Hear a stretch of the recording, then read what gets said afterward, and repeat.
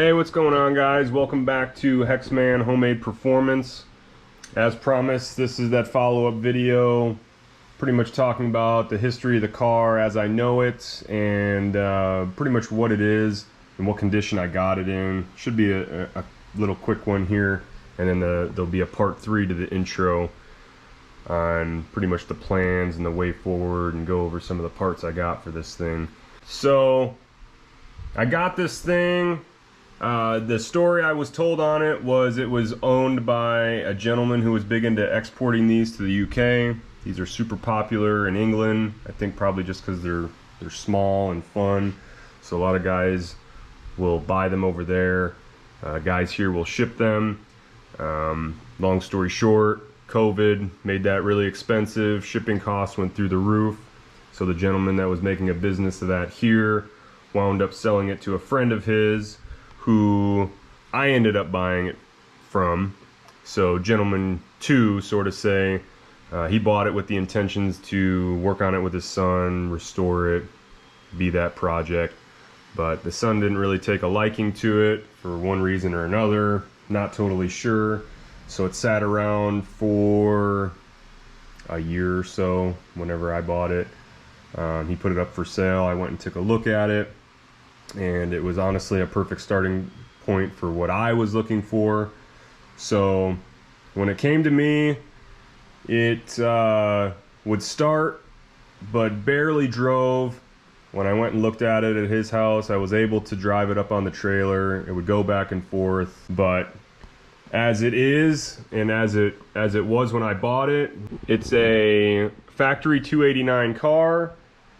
It's got the C4 green dot transmission, which I think falls under the category of Cruise-O-Matic. There's a few transmissions that get referred to as Cruise-O-Matics or Ford-O-Matics. I think this one's a Cruise-O-Matic, just 3-speed auto, 8-inch rear end. Pretty basic, but a fun car for being whatever it is. I think like 2,300 pounds or 2,500 pounds. But when I got it, like I said, would start, barely ran. The interior was all pulled out. There was a bench seat in it, but it wasn't bolted down, no carpet, no door panels. He had all the trim for it, it just wasn't installed. So that's a plus. A lot of this trim is really hard to find, considering that the Falcons are less popular than the Mustangs and there's less of them. Having all the trim is definitely a big bonus. The dash was kind of torn apart. There's a random steering wheel in it. The gauges didn't work. The previous owner had cut in a spot for a double-din radio, which is whatever. That choice was kind of made for me already. The story on the paint is it's not the original paint job, but it was painted and then left under a tarp for 20 plus years. So the patina that this thing has is all legit. It's from the wind flapping and rubbing. So where it's worn on the roof, where it's worn on the trunk and the quarter panels and the hood, it's all actually 20 years of weather-beaten patina, which is pretty cool. I'm going to try and preserve that as much as I can. There's a lot of folks faking that stuff these days, and I think it's a cool tribute, but this one has it already, so you can't really fake the real thing. I really love that because it kind of represents what I want to do with the car anyway. So I'll fix a couple of the pinhole rust spots, but there's nothing compromising the structural integrity of this thing at all whatsoever. So I'll be keeping the paint pretty much as is. This little tomato soup red is kind of what I call it.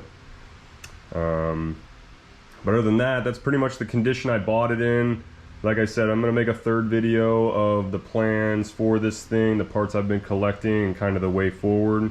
So I appreciate you guys staying tuned.